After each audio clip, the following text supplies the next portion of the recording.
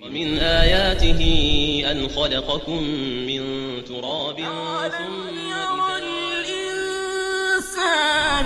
أنا خلقناه من نطفة فإذا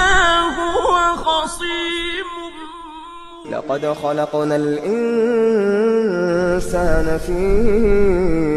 أحسن هەنگاوە سەرەتاییەکانی بە مرۆڤبوون و حکمە شەرعیەکانی. بسم الله الرحمن الرحيم الحمد لله رب العالمين والصلاة والسلام على أشرف الأنبياء والمرسلين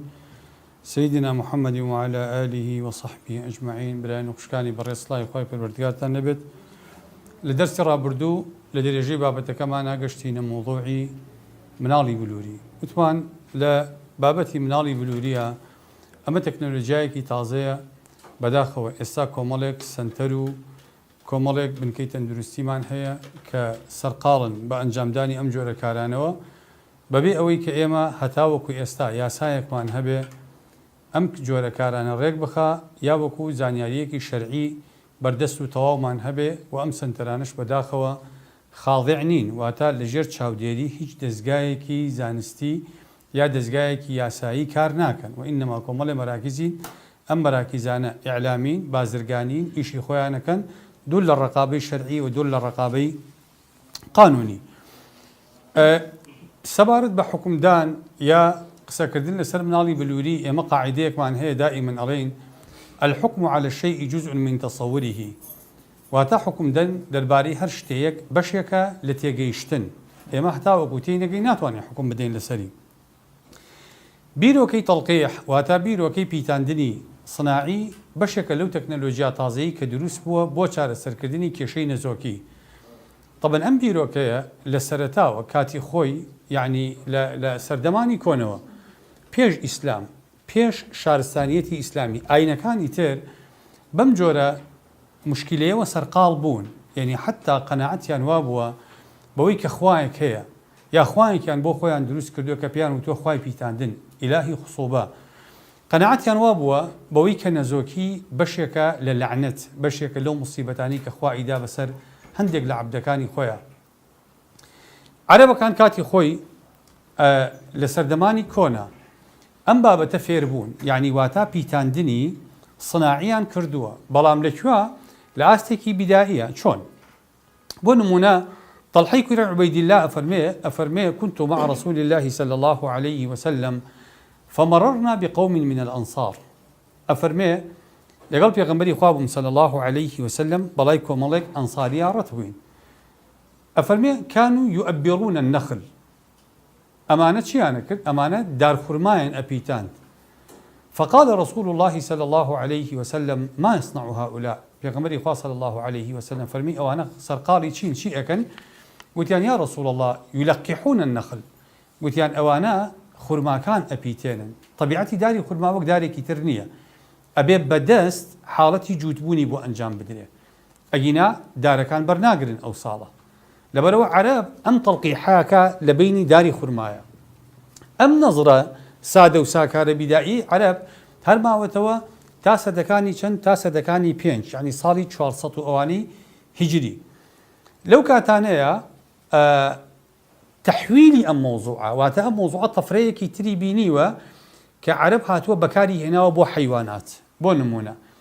ئەو ناوبانگەی کە ئەسپی عەرەبی پەیای کردووە لەکوێوە پەیای کردووە؟ لە نەتیجەی ئەو تەڵقیحە پەیای کردووە. هاتوون ئەم حەیواناتانە هێناویانن، کامەیان ئەسیلە کامەیان ڕەسەنە، ئەوانەی تریان لێ پیتاندووە. لەبەرەوە حەیوانات یا با بڵین ئەو ئەسپانەی کە زۆر ڕەسەن نەبوون ئەوانە وردە وردە نەوەیان نەماوە ئەسپی ڕەسەنی عەرەبی وەخۆی ماوەتەوە. طبعا لە دوای ئەمە کەی ئەمە گەشتۆتە ئەوەی کە لە ئینسانە بەکاربێ. طبعا ئیبن خەلدون لە مقدیمەکەیە ئاماژە بەوە ئەکا بەوەی کە عقم یا کێشەی نەزۆکی ممکنە معالەجە بکرێت. چۆن ممکنە معالەجە بکرێ؟ بەوە ممکنە معالەجە بکرێ کە ئینسان بگا بەم زانستە. یعنی لە مقدیمەکە شتێکی عەجیبەڵێ کە نوعێکە لە فەراست بۆ ئیبن خەلدون کافەرمێ وليست الاستحالة فيه من جهة الفضول ولا من الطبيعة. ئەڵێ چارەسەرکردن ئاستەمی چارەسەرکردنی ئەم کێشەیە پەیوەندی بە سروشتەوە نییە، وإنما هو من تعذر الإحاطة وقصور البشر عنها. ئەڵێ لەکەم تەرخەمی ئێمە لەوەیە کە ئێمە ناگەین بەم ئاستە، ئێمە ناگەین بەو قۆناغی کە بتوانین چارەسەری ئەم کێشەیە بکەین. واتە ئەگەر ئێمە وەکو مرۆڤ لەوانەیە لە قۆناغێکی زانستی ئەگەر خۆمانی پێوە سەرقاڵکەین بتوانین ئەم کێشەیە چارەسەرکەین. ئەم بابەتە تا سەدەی 20 وەکو خۆی ماوەتەوە علەما کاتی خۆی محاولەیان کردووە بۆی ئەم کێشەیە چارەسەرکردن، بەڵام نەکراوە. لە ساڵی 1932 دکتۆرێک بە ناوی هەکسلی کتێبێکی هەیە بە ناوی جیهانێکی نوێی نایاب. ئەم پیاوە لە کتێبەکە باس لەوە ئەکرێ ئێمە بتوانین هێلکە لەگەڵ سپێرم لە دەرەوە بپیتێنین دواتر بیگەڕینەوە ڕەحم کامە چارەسەری کێشەی عقممان بوو ئەکا، بەڵام ئەمەی ئەویش گوتوێتی وەک هینەکەی ئیبن خەلدون نەزەریەیە، واتە تەطبیقی نەبووە. لە ساڵی 1945 لە جامیعەی هارفارد دوو دکتۆر، یەکیان پیاوە یەکیان ئافرەتە، ئەتوانن حاڵەتی پیتاندن بکەن بۆ هێلکەیەک و سپێرمێک، بەڵام ئەو کۆرپەی کە لێ ئەبێت مدەی 6 ڕۆژ ئەژی. تا ساڵی 1970 دوو دکتۆری بەریتانی ئەم دوو دکتۆرە توانیان تەجروبەیەکی مناڵی بلووری حەقیقی بکەن. مناڵەکە ناوی لویزا براونە، لە ساڵی 1970 بە ڕێگەی مناڵی بلووری ئەم مناڵە لەدایک بوو. طبعا ئەمە بوو بە سەرکەوتنێکی زانستی زۆر، بۆ چکە پێش ئەم قۆناغا هیچ کەسێک، هیچ دکتۆرێک، هیچ سنتەرێکی پزیشکی نەیتوانیوە مناڵێک بەم شێوازە دروستکە، مناڵێک بەم شێوازە بێنێتە بوون. مناڵێکی بلووری ڕێک ئەوە مناڵەکە بژی تەندروستی، باری تەندروستی تەواو بێ، مناڵێک دروست بوو. ئەمە بۆچی بە ئینجازێکی علمی لە قەڵەم درا؟ چونکە تەحەکومکردن بە هێلکە و سپێرم لە دەرەوەی ڕەحم هەتا وەکو ئێستا عیلم نەیتوانیوە بگاتە ئەو قۆناغە، عیلم نەیتوانیوە ئەوە بکە، ئەوان توانیان ئەوە بکەن. خاڵی دووەم بۆچی عملیەکە گرنگ بوو؟ لەبەرەوەی تەڵقیح پێش ئەو قۆناغا کە لە مرۆڤ ئەکرا تەنها ئیشەکە لەوەیە بوو ئەو جۆرە حاڵەتی نەزۆکیانە چارەسەرکرا کە تۆ بتوانی سپێرمەکان لە ڕێگەی بۆریەکەوە یا لە ڕێگەی دەرزیەکەوە بگەێنیتە دەمی ڕەحم لەویان بەجێی بێڵی. ئەمەیان وانە بوو، ئەمەیان پیتاندەکە لە دەرەوەی ڕەحم ڕوو ئەدا دواتر ئەگەڕێتەوە ناو ڕەحم. ئەمە بوو کە ناونرا بە طفلی ئونبوب. طبعا لێرە من بەرلەوەی بچمە تەفاسیلی مۆزوعەکە بەڕێزان دوو ملاحەزە هەیە حەزەکەم بەڕێزتان بیزانن. ملاحەزەی یەکەم ئەوەیە کە ئەمە هیچ تەحەدایەکی تیا نەبوو بۆ ئیرادەی خوای پەروەردگار یا بۆ ئەو چەمکە شەرعیانی کە ئێمە قەناعەتمان پێێتی. بۆ نمونە خەڵکی قەناعەتی وابێ بەوەی کە ئەمە تەحەدای ئەو ئاەتەیە کە خوای پەروەردگارە فەرمێ وەیەجعل من یەشاء عەقیما، ئەمە چارەسەری عوقمە، ئەمە بریتیە لە زاڵبوون بەسەر عوقمە وانەیە. هەتا وەکو ئێستەیش علم پێمان ئەڵێ لە 150 حاڵاتی عوقم ئەکرێ بزانرێ هۆکارەکەی چییە. یعنی تۆ زۆرێک لەو حاڵەتانی عوقم کە هەیە ناتوانانی تەشخیصێکی حاڵەتەکانی چییە. ئەمە دەبارەی ئەوەی کە ئێمە ئەتوانین بیزانین. باش چەند لەمانە ئەتوانی معالەجەکەی، نیسبەیەکی زۆر کە مەتوانی لەمانە معالەجەکەی، تقریباً لە 150 ئەو حاڵەتانی کە ئەزانرێ ئەتوانرێ معالەجە بکە. یعنی دواتە تۆ نیسبەتێکی کەم ئەزانی ئەسڵەن سەبەبەکەی چییە، لەو نیسبەکەمەش نیسبەتێکی کەمت پێ معالەجە ئەبێ، ئەزانی سەبەبەکەی چییە بەس ناتوانی معالەجەیکی. لە هەمان کاتا زانست پێمانەڵێ نیسبەی عوقم بەردەوام لە زیادبوونە. یعنی ئێستا ئەو تەقدیراتانی کە هەیە لە پیاوانە لە 150 بۆ لە 120، بەڵام ڕێژەکە بەرەو زیادبوونە. بۆ چونکە ئەو وەسائلانەی کە هەن کاریگەریان هەیە لەسەر زیادبوونی ڕێژەی عوقم. بۆ نمونە مەسەلەی مەوادی کوحولی تەسیرێکی خراپی هەیە، نەخۆشیە سێکسیەکان تەسیرێکی خراپیان هەیە، مخدرات ئەمانە تەسیراتی خراپیان هەیە، ئەو ئیباحیەت و شذوذەی کە دروست بووە لەناو ئەوروپایە تەسیراتی خراپی هەیە، کەواتە ڕێژەی عوقم بەرەو هەڵکشانە. باش کە خوای پەروەردگارە فەرمی وەیەجعل من یەشاء عەقیما، ئەی ئەمانە بۆ چارەسەر ئەبن؟ لەبەرەوەی ئەمانەی کە چارەسەر ئەبن بە مناڵی بلووری ئەمانە نەخۆشین، نەخۆشیەکان قابلی چارەسەرن. پێغەمبەری خوا صلی الله عليه وسلم خۆی فەرموویەتی عیباد الله تداووا فإن الله لم يضع داء إلا وضع له دواء. فەرموویەتی بەندەکانی خوا بە شوێن چارەسەرا بگەڕێن، خوا دەردی بێدەرمانی دانە ناوە. لەبەرەوە ئێمە کە نەخۆشیەک هەیە زاڵە بێ بەسەرمانە و دەسەوسانە سیستمی بەرابەری ئەو نەخۆشیانن کە ئێمە ناتوانین چارەسەریان بکەین. بەڵام لەوانەیە لە قۆناغەکانە مرۆڤ بگاتە ئەو زانستی کە چارەسەری ئەو نەخۆشیانە بکە. بۆیە ئەمە تەحەدا نەبوو. ئێستش ئەو حاڵەتانی عوقم کە خوا ئەفەرمێ وەیەجعل من یەشاء عەقیما، بۆ نمونە کەسێک با سپێرمی نەبێ یا ئافرەتێک هێلکەی نەبێ، هێز ئەتوانێ هێزێک هەیە بتوانێت سپێرم دروستکە، ناتوانێت دروستیکە. دکتۆرەکان ڕاستە ئەزانن حاڵەتەکانی عقم هۆکاری چین بەڵام بە تەڵقیحی چارەسەر نابن ئەڵێ کابرا سپێرمینێ باش ئەزانین سپێرمینێ بۆی دروستکە بە عیلاج بۆی دروستکە ناتوانانی بۆی دروستکە سەد تەڵقیحی بۆ بکە سەرکەوتوو نابێ چونکە لە ئەساسا کابرا کە سپێرنی بنێ ئەمە ئەو عقمەیە کە خوای پەروەردگارە فەرمێ ويجعل من يشاء عقيما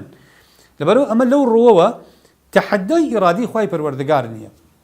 لەو ڕۆی ترەوە کە ئەمە جۆرێکی ترە لە مناڵبوون لە دەرەوەی طبیعەت و سروشت ئەمەشان حاڵەتێکی ئاساییە چونکە ئەمە نابێت بە تەحەدا بۆ ئیرادی خوای پەروەردگار ئەمە تەنها معالەجەیەکە لە جیاتی ئەوەی پیتاندنەکە لە ناو ڕەحما ڕووبە یا پیتاندنەکە لە ناو هەناوی ئافرەتەکە یا ڕووبە پیتاندەکە لە دەرەوە ڕوئەدا دواتر ئەبێ ئیلا بگەڕێتەوە ڕەحم بۆ ئەوەی لە ڕەحما دروست بێ خاڵێکی تر ئەوەیە لە بەراورد لە نێوان ئەم ڕێگە زانستیانە و ڕێگە سروشتەکانە یەقینتان هەبێ بەوەی ئەو ڕێگە سروشتیی کە خوای پەروەردگار بە بیدایی لە ئاژەڵ و مرۆڤەکانە دروستی کردووە هەزارەها قات سەرکەوتوترە لەم ڕێگە سناعیانە ئەمانە حاڵاتی عیلاجین و ئەمانە بەدەرنین لە مضاعفات یعنی کاتێک ئێمە ڕێگە ئەدەین بە مناڵی بلووری بە ناچاری ڕێگەی پێ ئەدەین ئەگنانەک لەبەر ئەوەی مناڵی بلووری باشترێکە دواتر من سلبیاتی حاڵەتی پەنابردن بە مناڵی بلووریتان عەرزەکەم طبعا بەپی ئەم تەتەوری کە عەرزم کردن دوو ڕێگە هەیە بۆ تەڵقیحی سناعی ڕێگەیەکیان ئەم ڕێگە کۆنە بیدائیەکەیە بەوەی کە تۆ بیت سپێرم بێنی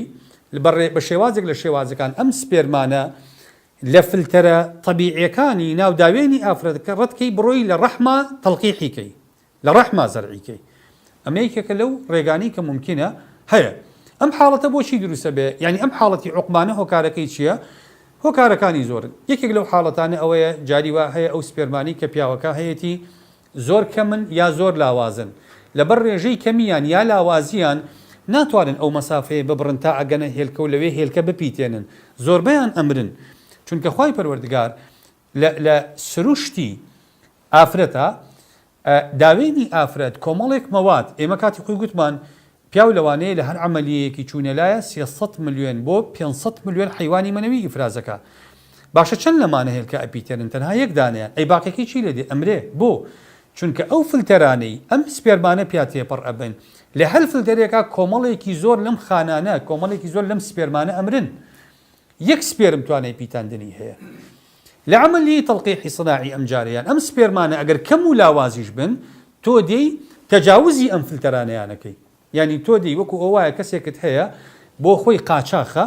تۆ دێی بە سەیتەرەکان ئەتی ئەپەڕێنی ئەیگەێنی تە شوێنی مەبەست بەبێ ئەوەی داوای هەوەی لێ بکەن بەبێ ئەوەی لی پۆڵنەوە لە کەسایەتەکەی ئەم سپێرمە لاوازانە تێ ئەپەڕێنی ئەڕۆی لەوێ تەڵقیحەکەی ئەمانە ئەسبابەکانی وەکو عەرزم کردنێکێک لە ئەسبابەکانی ئەوەیە هەندێک جار قەڵەویەکی زۆر لە ژنەکەیە یا لە پیاوەکەی ئەم حاڵەتە دروستەکات تووشی ئەم حاڵەتی نەزۆکیەیانەکە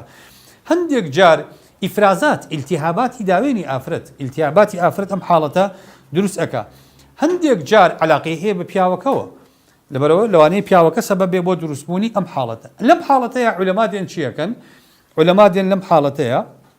تەنشیطی هێلکەدانی ئافرەتەکەن هۆرمۆنی ئەدەنێ هێلکەدانی ئافرەتەکە تەنشیطەکەن بۆ ئەوەی زیاتر لە هێلکەیەک ئیفراز بکە دوای ئەوە دێن سپێرم لە پیاوەکە وەرەگرن ئەم سپێرمانە بۆ ماوەی نیو سەعات ئەهێڵنەوە لە طەبەقێکی شوشەیە طەبەقێکی پلاستیکی بۆچی بۆ ئەوەی ئەو شلەمەنیەی کە سپێرمەکە مەلیتیا ئەکا شلەمەنیەکە خاو بێتەوە و بڕەوێتەوە دوایی دێن سپێرمەکان ئینتیقا ئەکەن سپێرمەکان ئەو سپێرمانی کە زۆر باشن زۆر چالاکن ئەوانە وەرەگرن چیانەکەن تەغذیەیانەکەن بۆی نەمرن چکە ئەو سائلە تەغذیە ئەکا خۆی یا تەڵقیح حەبێ و هێلکە تەغذیەی ئەکا لەم قۆناغەیە کە هەمان پێویستیان بە سپێرمەکانە ئێستا یەن سپێرمەکان تەغذیە ئەکەن بیئەیەکی بۆ ئەگونجێنن کە سپێرمەکان نایەڵێ بمرێ دواتر مراقبەی سپێرمەکانەکەن لە جاتی ئەوەی سپێرمەکان لە ڕێی فلتەرەکانەوە پاڵفتە بکرێن ئەمان خۆیان دێن لە ڕێگەی مراقبەیانە و کام سپێرمانە زۆر جوڵەیان هەیە زۆر نەشیطن ئەو سپێرمانە ئینتیقا ئەکەن بەو سپێرمانە تەڵقیحەکەن لە دوای ئەوەی کە تەڵقیحەکەن کە دڵنیا ئەبن بۆی حاڵەتی پیتاندنەکە ڕوئەدا ئەوجا ئەو سپێرمە پیتێنراوە لەگەڵ هێلکەکە ئەگەرنەوە ڕەحمی ئافرەتەکە ئەمە شێوازێکی سادەیە یعنی ئەمە ڕێگە سەرەتایەکەی ڕێگەی دووەم کە ئەمەیان قورسترە ئەمە ڕێگەی تەڵقیحی خارجی ئەوەی کە پێوتە مناڵی بلووری ئەمەیان زیاتر مناڵی بلووری شمولی ئەکا طبعا لێرە ئەمە دێین سپێرمێگە هێنین باشە بەر لەوەی سپێرمەکە وەربگرین هێلکەی ئافرەتەکە دیسانەوە بە هەمان ڕێگە تەنشیطی هێلکەدانی ئافرەتەکە ئەکرێ چالاکەکرێ لە ڕێگەی پێدانی هۆرمۆناتەوە ئەو هۆرمۆناتانە کە تەنشیطی ئەکەن ئافرەتەکە زیاد لە هێلکەیەک طبعا عادەتەن ئافرەت ماهانە هێلکەیەک ئیفرازەکە لە ڕێی ئەو هۆرمۆناتانەوە ئافرەتەکە چەند هێلکەیەک لەو مانگەیە ئیفرازەکە هێلکەکان وەرەگرن کە وەرەگرن جایەنەکەنەوە لە یەکتر بۆ هەر هێلکەیەک کەش و هەوایەک مثلەن بیئەیەکی مولائیم دروست ئەکەن چۆن هێلکەکە بۆ خۆی لەناو ئەو بیئەیە کە تایەتی ئەتوانێت گەشە بکات بیئەیەکی ئاوای بۆ دروست ئەکەن تەغذیەی ئەکەن بۆ ئەوەی هێلکەکە نەپوکێتەوە و نەمرێ لە پاش ئەوە سپێرمەکان وەرەگرن بە هەمان شێوە تا ماوەی نیو سەعات لێی ئەگەڕێن تا ئەو شلەمەنیی دەوری سپێرمەکان ئەڕەوێتەوە دواتر سپێرمەکان ئینتیقا ئەکەن وەرێگرن ئەنجا چی ئەکەن بۆ هەر هێلکەیەک نزیکەی 500,000 تا 1 ملیۆن سپێرم ئیزافە ئەکەن چونکە بەم ڕێژەیە یەک هێلکە ئەپیتێنرێ بە ڕێژەی 500,000 سپێرم تا 1 ملیۆن بۆ هەر هێلکەیەک ئیزافە ئەکەن دوای 24 ساعات لەمە دێنەوە متابعە ئەکەن بزانن تەڵقیح لە بینی یەکێک لە سپێرمەکان لەگەڵ هێلکەکەیان ڕووی داوە ئەگەر تەڵقیح ڕووی دابوو ئەو کات تا 2 ڕۆژ بۆ 5 ڕۆژیکە لێی ئەگەڕێن تا چی ئەبێ تا خانەکە دەست ئەکا بە دابەشبوون کە گەشتە ئەو قۆناغی کە دەست بک بە دابەشبوون یعنی پێش ئەو قۆناغا دوای ئەوەی کە دڵنیا ئەبن بەوەی کە عملیەکان سەرکەوتون عملیەی پیتاندنەکە ڕووی داوە ئەو جا بڕیارەدەن هێلکەکان ئەگەڕنەوە بۆ کوێ ئەیگەڕنەوە بۆ ڕەحمی ئافرەتەکە بۆ هەر عملیەیەکی ئاوا طبعا ئەم جۆرەیان نیسبەی فەشەلی زۆرە یعنی دکتۆرەکان دەڵێن گێڕانەوەی یەک هێلکە ئەگەر مەسەلەن مختبەرێک بێت مناڵی بلووری بپیتێنێ یەک هێلکە بگێڕێتەوە نیسبەی نەجاحی لە سا 7 گێڕانەوەی 2 هێلکە بۆ ڕەحم نیسبەی نەجاحی لە سا 25 سیان نیسبەی نەجاحی لە سا 35 4 نیسبەی نەجاحی لە سا 40 بۆیە هەندێک جار ئەبینی ئەو مناڵانی کە لە ڕێگەی مناڵی بلووریە و لەدایک بن ئافرەتەکە 2 مناڵ ئەبێ بە دوانەیە ئەبێ بە سیانە بۆ لەبەرەوەی دکتۆرەکان لەبەر احتیمالی حاڵاتی فەشەل زیاد لە هێلکەیەکە گێڕنەوە قەدەری خوا وایە جاری وا هەیە 3 هێلکەیان بە شێوازێکی سەرکەوتوو گەشەکردنی تیا ڕوئەدا جاری وەشە یەک دانەیان یعنی تۆ بە 4 دانەیش احتیمالی نەجاحی لە سا 40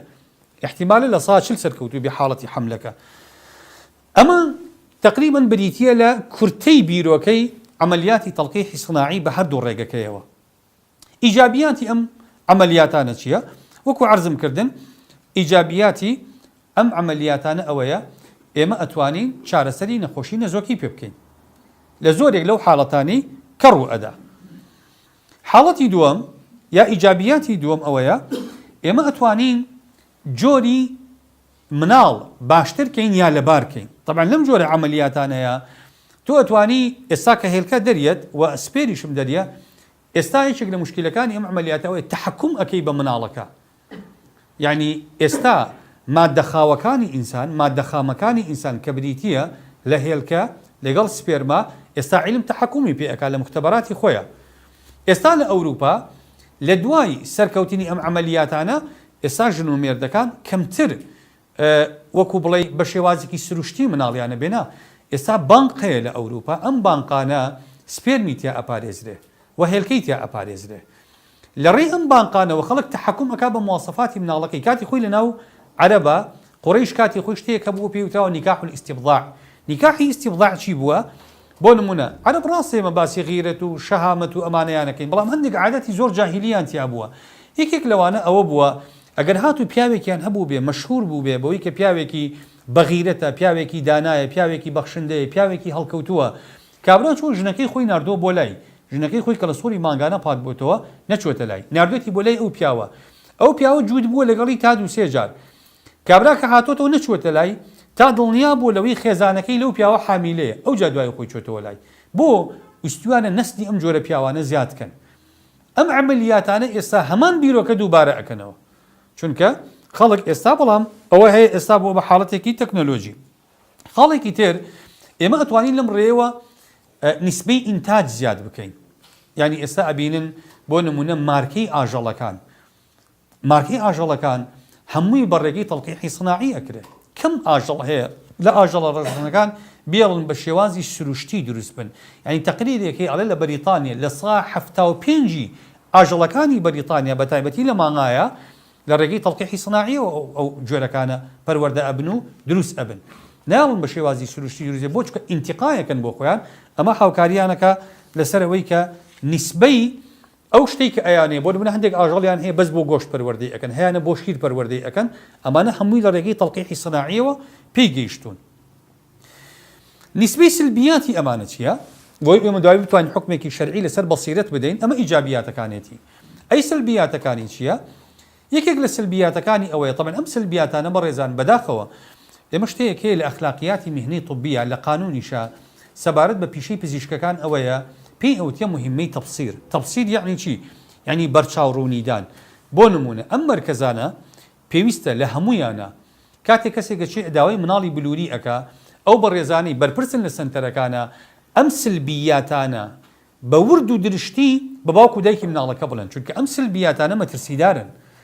ئەگەر باوکو دایکەکە سەرڕای ئەم سلبیاتانە چکە ئێمە ئێستا کەس ناڵێ ئەو مناڵانە ئەم سلبیاتانە متەوەقع لە مناڵی بلووری هەموو خەڵک وا ئەزانێ بەعکسەوە زەماناتی بوونی مناڵی بلووری و باری تەندروستی و مناڵانی کە بە شێوازێکی بلووری ئەپیتێنێن و لە دایکە بن لە مناڵە سروشتەکان زیاتر لە کاتێکاوان نییە ئەم مۆزوعە بەم شێوازە نییە خاڵی یەکەم لە سلبیاتەکانی ئەو مناڵانی بەم شێوازە لە دایک ئەبن نیسبەیەکی زۆریان متوقعە بۆ ئەوەی تووشی حاڵەتی تەشەوه بن شێواوی بن کەم ئەندامی بن بۆچی؟ چکە دکتۆرەکان ئەڵێن ئەو هۆرمۆناتانی کە ئەدرێ بە ئافرەتەکە بۆ ئەوەی ئافرەتەکە زیاد لە هێلکەیەک ئیفرازکە لەو مانگەیە و دکتۆرەکان وەریگرن بۆ ئەوەی 4 هێلکی پیتێنراو بگێرنەوە ڕەحم ئەڵێن ئەو هۆرمۆناتانە کاریگەری خراپ لەسەر کرۆمۆسۆماتەکان دروستەکەن لە ناو هێلکەیە بۆیە احتیمالی نیسبەی تەشەوه نیسبەی کەم ئەندام بوون لە مناڵەکانە زۆرە دووەم ئەم هێلکە و سپێرمانە کە ئێمە وەریانەگرین ئیشان لەسەرەکەین لە مختەبەراتە ئەمە خۆی بۆ خۆی مخاتەرە و مەترسیەکی زۆر گەورەیە چۆن؟ ئەمانە وەکو فلیمی کامێراوان چۆن فلیمی کامێرا بە هیچ شێوازێک نابێت تیشک لێی با ئیسوتێنێ ئەم هێلکە و سپێرمانەش بۆیە خوای پەروەردگار یەکێک لەو معجزانی کە باسێکا لە قورئانە کە ئەفەرمێ يخلقكم في بطون أمهاتكم خلقا من بعد خلق في ظلمات 3 خوای پەروەردگار ئەفەرمێ لەکوا ئێوە دروست ئەکەین خەڵقا من بعد خەڵق ئەفەرمێ في ظلمات 3 لە سێ تاریکیە ئەم تاریکیانە ئێستا عیلم ئەڵێ ضرورە بۆ ئەوەی ئەم مادە خاوانەی ئینسان ئەم مادە سەرەتاییانەی ئینسان تیشک لێی نەدا تیشک لێی بدا ئیسوتێنێ کەواتە بێ پارێزراوە بێ لە لێدانی هەر تیشکێک ئەم مادە خاوانە ئێستا تۆ دیت وەریانەگری لەم مختەبەرانی کە ئیشیان لەسەرەکەی ئەمانە شتی زۆر بچووکن نابینان ئەبێ سەدەها جار هەزارەها جار گەورە بکرێن بۆی تۆ بتوانی تەڵقیحیکەیت و ئیشی لەسەرکەی ئەم گەورەکردنە لە بەردەم ئەم ڕۆشناییانە احتیمالی لێدانی ئەم کرۆمۆسۆماتانی هەیە و احتیمالی هەیە تەشویهیکە کە تەشویهیکە مناڵەکە دواتر مشەوه دەرەچێ خاڵی سێیەم وەکو عەرزم کردن تێپەڕاندنی ئەو حاجیزە طەبیعیانی کە خوا دروستی کردووە لە داوێنی ئافرەتەکەیە بۆ پاڵفتەکردنی سپێرمە لاواز و نەخۆشەکان ئەمەت نامێنێتەوە لە تەڵقیحی سناعیە تۆ خۆ دەی تەحەکومەکەی بە شێوازە سروشتەکەی ناڕوە بە ڕوئیای خۆت ئەگەڕێی بە شوێن سپێرمە چالاکەکانە بەڵام مەژنی ڕوئیای تۆوەکو حاڵەتە طەبیعیەکە دروست بێ لەسەر ئافرەتەکە سلبیاتی چییە؟ ئەمە لەسەر مناڵەکە لەسەر ئافرەتەکە سلبیاتی چیە؟ یەکێک لەوانە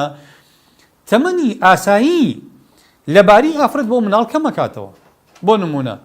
ئێمە ئافرەت تا تەمەنی چەند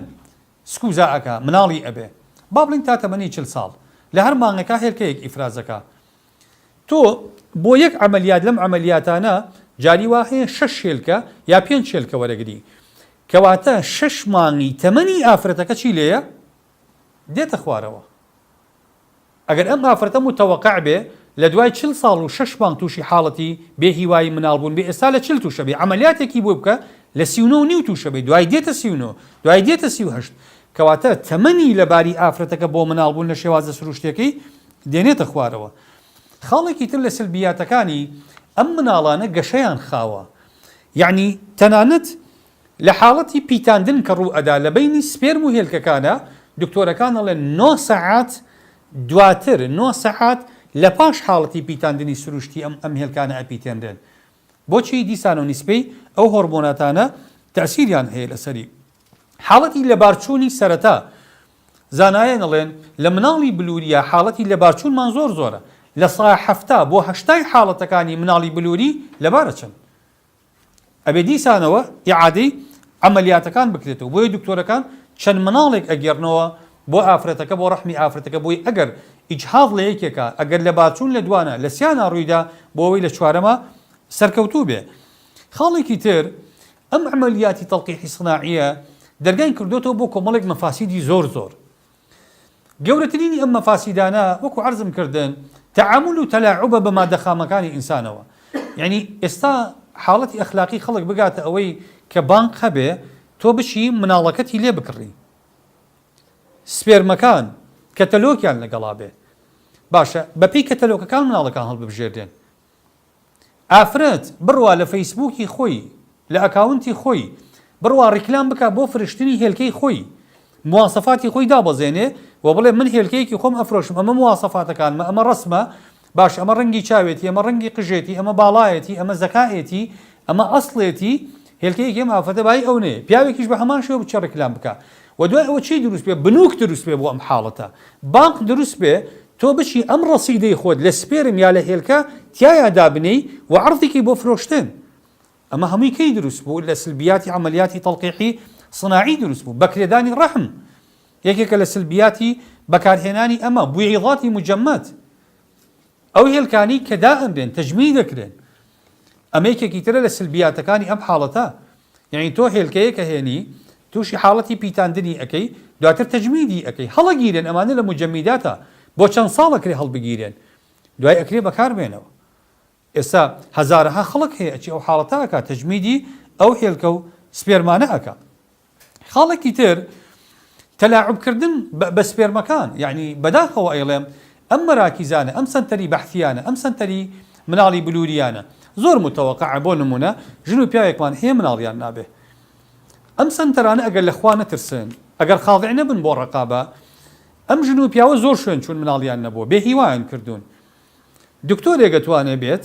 سپێرمی پیاوێکی تر بێنێ هێلکەی ئافرەتەی پێ تەڵقیحکا بۆیشی بگێڕێتەوە بشنێ ئەمە مناڵی مێردەکەی خۆتە کێ ئەزانێوانیە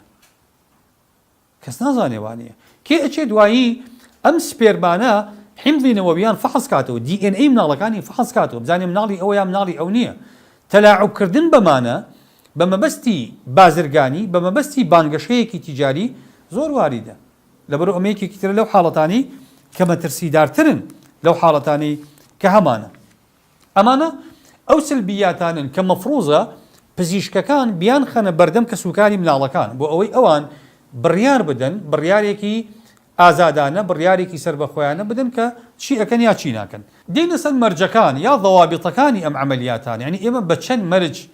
ڕێگە بەوە بدەین کە ئەم مناڵانە بە شێوازی مناڵی بلووری دروست بوون طبعا خاڵی یەکەم بۆ بەکارهێنانی مناڵی بلووری بەڕێزان ئەوەیە ئەبێ تەکنۆلۆژیای مناڵی بلووری تەنها بە مەبەستی زاڵبوون بەسەر کێشەی نەزۆکییا بەکار بێت ئەمە خاڵێکی جەوهەریە نەک بە مەبەستەکانی تر نەک بە مەبەستی تێکەڵکردنی نەسەبی مناڵ و بە مەبەستی بازرگانیکردن بە سپێرم و بازرگانیکردن بە هێلکە و بازرگانیکردن بە مناڵ بچێتەوە تەوری ئەوەی وەکو کاڵایەک مامەڵی لەگەڵ بکرێ و مناڵ بازرگانی پێوە بکرێ لەبەرەوە حتا تەسەور کە لە ئەوروپا خۆیان هەستیان بە مەترسیە کردو بۆ نمونە لە فەڕەنسا فەقەرەی 2 مادەی 152 قانونێکیانەیە پێوتێ قانون استخدام منتجات الجسد لەم قانونەیە ئەڵێ إن المساعدة الطبية على الإنجاب ئەڵێ هاوکاری پزیشکی بۆ مناڵبوون موضوعها علاج العقم بابەتەکەی تەنها چارەسەرکردنی نەزۆکیە هەر کەسێک بە پێچەوانەی ئەم یاسایە مامەڵە بکە لەگەڵ تەڵقیحی صناعیە 5 ساڵ حەبس ئەکرێ 9 ملیۆن فرانکیش غەرامە ئەکرێ ئەوەندە عقوبەیان توندە لەسەر ئەم مۆزوعە لە کاتێکا 1 سنتەری مناڵی بلووری ئێمە خاضعین بۆ ئەم ڕقابەیە ئەم قانونە توندەیش نییە بۆ مامەڵەکردن لەگەڵیان ئێمە نازانین چۆن تەعاملیان لەگەڵا ئەکرێ قانونی ئیسپانی لە مادەی لە فەقەرەی 2 مادەی یەکە کە قانونێکی تایبەتی هەیە بە مناڵی بلووری باشە ئەویش دیسانەوە نەسی هەیە لەسەر ئەوەی ئەبێ مناڵی بلووری تەنها بۆ چارەسەرکردنی کێشەی نەزۆکی بێ بۆ هیچ مەبەستێکی تر بەکار نەیە دووەم لەگەڵ ئەوەی کە ئێمە ئەڵێین مناڵی بلووری مەقسەدێکمان بۆ تحقیقەکە بۆ نمونەی وتمانە ضرورەتێکمان هەیە بە مناڵی بلووری ضرورەتەکە چییە معالجەی عقمە نەسلمان هەبێ خەڵک ینی پێغەمبەران ئەگەر نەزۆک بوو بێتن داوایان لەخوا کردو خوای پەروەردگار مناڵیان پێعاتاکە خوای پەروەردگار ئەو کێشەیان بۆ چارەسەر بکە خەڵکی تر ئیمانی لە پێغەمبەران قایمتر نییە لەبەرەوە خەڵک بەتاکید بە شوێن چارەسەری ئەم کێشەیە ئەگەڕێ بەڵام نابێ ئەمە لەسەر حسابی مەسالیحەکانی تر بێ بۆ نمونە ئێمە پاراستنی نەسلێکێکە لە ضرورەتیاتی دین ئەی پاراستنی عێرق ضرورات نییە ئەی پاراستنی نەسەب ضرورات نییە با ئەکرێ بۆ ئەم ضرورەتە چاوپۆشی لە هەموو ضرورەتەکانی تر بکرێنا لەبەرەوە نابێ بە دوواداچوون بۆ ئەم ضرورەتە لەسەر حسابی ضرورەتەکانی تر بێ ئەبێ احتیاطی تەواو بکرێ بۆ ئەوەی ئەم مناڵانە مناڵی حەقیقی باوکو دایکەکە خۆی بن پەنا نەبرێت بۆ بەکارهێنانی سپێرم یا هێلکەی خەڵکی تر دواتر احتیاطی تەواو بکرێ لەسەرەوەی کەرامەت کەسایەتی شەرمی ئافرەتەکە پارێزراو بێ ڕاستەیە ماڵین پێویستمان بەوە هەیە خەڵکی نامەحرەم داوێنی ئافرەتەکە ببینێ لە کاتی وەرگرتنی هێلکە و لە کاتی تەڵقیحکردن و لەمانەیە بەڵام ئەمانە ئەبێ لە سنووری ضرورەت تەجاوز نەکەن نەک بکرێ ئەمە بکرێ بە وەسیلەیەک بۆ مناڵ بوون وئینەما بۆ چارەسەرکردنی نەزۆکی واتە ئەگەر ئافرەتێک دوو مناڵ سێ مناڵی هەبێ پێویست ناکە بڕوا مناڵی بلووری بکە لەبەری مناڵی زۆر بێ ئەمە سێ مناڵی هەبێ لە حەدی ضرورە دەرچووە دوانی هەبێ یەکێکیشی هەبێ ضرورەت نەماوە لەبەرەوە ڕێگەی پێ نادرێ بۆ ئەوەی ئینسان بیکە بە وەسیلەی ئینتاج خاڵێکی تر ڕێگەی مناڵی بلووری بە هیچ شێوازێک ڕێگەی پێ نادرێ هەتا وەسائیلەکانی تر ممکن بێ ئێمە بۆ نمونە ئەگەر لە ڕێگەی عیلاجەوە لە ڕێگەی دەرزیەوە لە ڕێگەی حەپەوە لە ڕێگەی نەشتەرگەریەوە هەر نەشتەرگەریەک توانیمان چارەسەری کێشەی نەزۆکی بکەین ڕێگە بە مناڵی بلووری نادرێت چکە مەخاتر و سلبیاتەکانی کارەسات بارن لەبەرەوە ڕێگەی پێ نادرێ هەتا بتوانین بە شێوازێکی پزیشکی تەندروستی ئاسانتر ڕێگە نادین بە مناڵی بلووری خاڵێکی تر ئەو سنتەرانی کە ئیشەکەن لەسەر مناڵی بلووری پێویستە ئەم سنتەرانە لە ژێر سەرپەرشتی یا وەزارەتی تەندروستی وەزارەتی داد وەزارەتی ئەوقاف ئەمانە وەزاراتی معنین کە ئەبێ ئاگایان لە کاری ئەم سنتەرانە بێ نابێ ئەم سنتەرانە تەنها لە ڕووی بازرگانیەوە کار بکەن یعنی ڕقابەی ئەوەڵ و ئەخیر بریتی بێ لە داهات لە پارە پەیداکردن نا ئەبێ قانونێک هەبێ تەنظیمی کاری ئەمانە بکە وەخاضع بن بۆ ڕقابەیەکی قانونی لە زۆر وڵاتە ئەم سنتەرانە ئیلا ئەبێ سەر بە مستەشفیاتی حکومی بن سەر بە خەستەخانە بن کە تەندروستی حکومیەکان بن ئەگینا ڕێگە نادرێ سنتەری مناڵی بلووری سنتەری بازرگانی بێ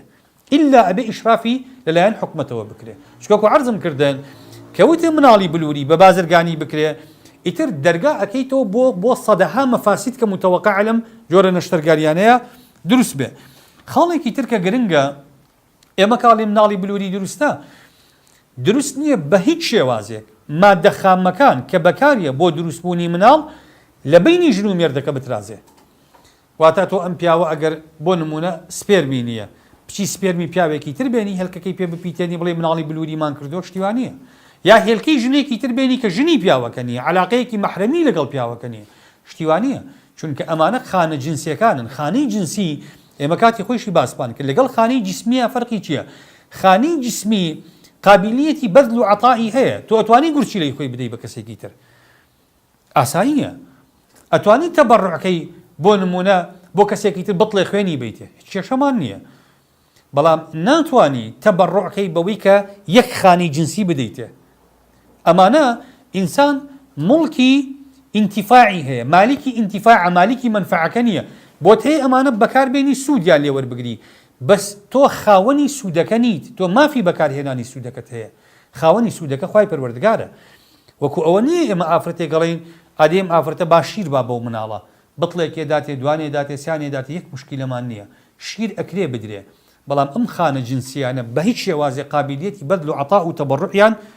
نییە لەبەرەوە بە هیچ شێوازێک ناکرێ چەند ئاەتێکمان هەیە ودقي فرمودي پیغمبرمان صلى الله عليه وسلم لوانا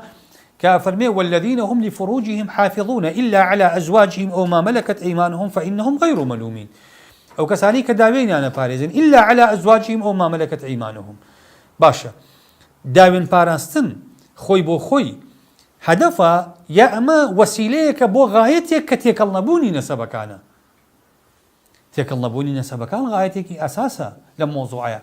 کەواتە ڕاستە ئەمەش ئەساسە بەڵام ئەبێ ئەویشمان لە یاد نەچێ یعنی کابرا بڵێ باشە دی خۆ من داوای پیسیم نەکردووە بە سپێرمێکم تەبەڕۆ کردووە نا ئەوە لە نەتیجەیە هەموو ئەگاتەوە بۆ غایەتی کە اختیلاتی نەسەب دروستەکە لەبەرەوە خوای پەروەردگار ئەوە ئەفەرمێ پێغەمبەری خوا صلی الله عليه وسلم لە حەدیثێکە ئەفەرمێ ما من ذنب بعد الشرك أعظم عند الله من نطفة وضعها رجل في رحم لا يحل له ئەفەرمێ لەلای خوا لە دوای شرک لە دوای هاوڵبڕیاردان بۆ خوا لەوە گوناهتر و حرامتر نییە کە ئینسان سپێرمی خۆی بخاتە ڕەحمێکەوە کە پێی ناشێ ئەمە نفسی ئەو هەڕەشەیە کە پێغەمبەری کا صلی الله عليه وسلم یا فەرمێتی ئەیەمە امرأة أدخلت على قوم من ليس منهم ئەفەرمێ هەر ئافرەتێک مناڵێک بلکێنێ نەسەبی مناڵێک بلکێنێ بە بنەماڵێکەوە بە پیاوێکەوە کە هی ئەو نییە ئەفەرمێ فليست من الله في شيء ئەم ئافرەتە هیچ ذمەیەکی لەگەڵ خوا نامێنێ واتە هیچ پەیوەندیەکی لەگەڵ خوا نامێنێ ولن يدخلها الله جنته خوای پەروەردگاریش نایخاتە بەهەشتەکەی خۆیەوە لە حەدیثێکی ترا پێغەمبەر فەرمێ صلی الله عليه وسلم لا يحل لامرئ يؤمن بالله واليوم الآخر أن يسقي ماءه زرع غيره ئەفەرمێ بۆ کەسێک دروست نییە ئیمانی بەخوا و پێغەمبەر هەبێ کە بچێ زەرعی خەڵکی تر ئاو بە طبعا ئەمانە لەمان کاتی خۆی کە قسەیان لەسەر کردووە بەم مەفهومە تەعامولیان لەگەڵ ئەم دەقانە کردووە بەوەی کە دروست نییە بە شێوازێک ئینسان بڕوات سپێرم وەربگرێ حاڵەتی پیتاندن دروست بکە حتى ئەو نیکاحی ئیستیبضاعی کە عەرزم کردن کاتی خۆی لەناو سەردەمی جاهیلیەتە هەبووە جۆرێک بۆ لەم تەڵقیحە بەڵام بە مەفهومێکی سەرەتایی و سادەتر مەرجی پێنجەم ئەبێ ئەم تەڵقیحە برایان خوشکان ئەبێ بە ڕەزامەندی ژن و مێردەکە بکرێ دوای ئەوەی کە معلومات بەرچاوڕوونی تەواویان پێ ئەدرێ ئەبێ هەردووکیان ڕازی بن چکە لەوانەیە پیاوەکە حەسکا مناڵی هەبێ بەڵام ئافرەتەکە ئامادە نییە بۆ خۆی تووشی ئەم مخاتەرانە بکات چکە ئەمانە وەکو عەرزم کردن زۆر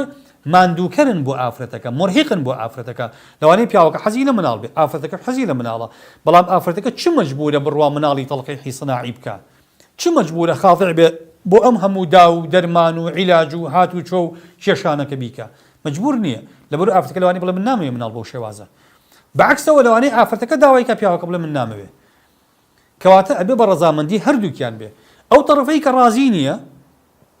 بۆ نمونە ئەگەر ئێمە پیاوەکەوتی وەڵام من ڕازی نیم بیکەم قەی چێکە ئافرەتەکە حەزی لە مناڵە ئەتوانێت بەیانی بڕوا داوای جابوونەوە بکات لە مێردەکەی بە بیانووی ئەوەی کە مێردەکەی نەزۆکە محکەمە جیایە نەکاتەوە ئافرەتەکە ڕازی نییە پیاوەکە ڕواژنێکی ترەهێنێ یا پیاوەکەش بۆ خۆی مەسەلەن ئەڕواجە ئەبێتەوە لە ئافرەتەکە کەواتە ئێمە ڕێگەی ترمان هەیە بەڵام زۆر لێکردن و ناچارکردنی هەر یەکێک لەمانە چکە تۆ ئافرەتەکە ناچارەکەی کە ناچارت کرد ئەمە ئەچێتە بابەتی هەتکی عرضەوە بۆ چکە ئافرەتەکە ئەکەوێتە بەردەستی کۆمەڵی خەڵک عەورەتی کەشفە بێ خاضیع بێ بۆ ئەوەی کە چەند جارێک ئەم حاڵەتی لەگەڵ دووبارە ببێتەوە عەورەتی کەشف بێ و هێلکەی لێ سەحەب بکرێ و منەشیطاتی پێ بدرێ و هێلکەکانی بۆ بگەڕێتەوە ئافرەتەکە چ مەجبورە ئەمە تەقبولکە کەواتە لێریشە ئەبێ هەردووچیان قبوڵی کەن ئەو جا ئێمە ڕێگە ئەدەین بەوەی کە ژن و مێردەکە تەڵقیح بکەن خاڵێکی تر بەڕێزان کە گرنگە ئاگامان لێ بێ ئەوەیە کە ئەم ڕێگە پێدانە تەنها بۆ حاڵەتی ژیانی ژن و مێردەکەیە یعنی ئەبێ ژن و مێردێک کە ئەمە ئەکەن لە ژیان نابن ئەگەر بۆ نمونە ئێمە سپێرم و هێلکەیەکمان وەرگرتووە لە ژن و پیاوێک تەڵقیحمان کردووە لە مەرکەزێکا دامان ناوە بەر لەوەی بیگەڕینەوە بۆ ڕەحمی ئافرەتەکە پیاوەکە مرد ئێستا شەرعی نییە سپێرم و هێلکەکە بگەڕێتەوە ڕەحمی ئافرەتەکە چکە یەکێک لە مەرجەکانی تەڵقیح مناڵی بلووری ئەوەیە حتا نەک مردن ئەگەر بۆ نمونە لەو ماوەیە کێشەکەوتە بەینی ژن و مێردەکە و پیاوەکە تەلاقیە تەلاقێکی بائینیە لە دوای تەلاقێکی بائین کە پەیوەندی ژیانی ژن و مێردایەتی ئەبچڕێنێ ئافرەتەکە ناتوانێت بڕوا هێلکەیەکی پێتێنرا بگێڕێنێتەوە ڕەحمی خۆی حرامە شەرعەن بۆ چونکە ئەو سپێرمە لە ئێستایە بە ڕەحمی ئەو ئافرەتە ناشێ مەحرەم نییە کەواتە حرامە بیگەڕێتەوە لەبەرەوە ئەم مەرجەش دیسانەوە ئەبێ مراعات بکرێ و ئاگامان لێ بێ خاڵێکی تر ئەبێ زۆر سەلیقە بە خەرج بدرێ لە پێناو ئەوەی ئەو نیسبەی مەخاتیرانی کە وتمان بۆ تەشەوه کەم ئەندامبوونی مناڵەکە نیسبەی ئەو مەخاتیرانە ئەو مەترسیانە زۆر بەباشی کەم بکرێتەوە ئەو جارێکی پێ بگرێ یعنی نەچین لە هەر مەرکەزێکە دووسێ جیهازی تیابی بڵێ بڵاوە باشە ئەو با مناڵی بلوودی بکەنە ئەبێ وەسائلی تەکنۆلۆژی زۆر بە قووەت مەخاتیری زۆر کەمترین مەخاتر دروست کا لەسەر سەحەتی ئافرەتەکە و لەسەر سەحەتی دایکی لەسەر صحەتی مناڵەکەیشی. خەڵێکی تر ئەبێ احتیاطاتێکی باش بەخەرج بدرێ بۆ ئەوەی کە ئەمانە تێکەڵ نەبن، چکە مرکزی وا هەیە لەوانەیە 100 عینەی لایە، 100 سپێرم و 100 هێلکەی لایە. ئەمانە چۆن هەڵەگرێ بۆ ئەوەی تێکەڵ نەبن؟ زەمانات چییە کە ئەمانە تێکەڵ نابن؟ ئەبێ احتیاطێکی تەواو بەخەرج بە بۆ ئەوەی کە ئەمانە تێکەڵ نەبن. خاڵێکی تر کە ئەمە کۆتاخاڵە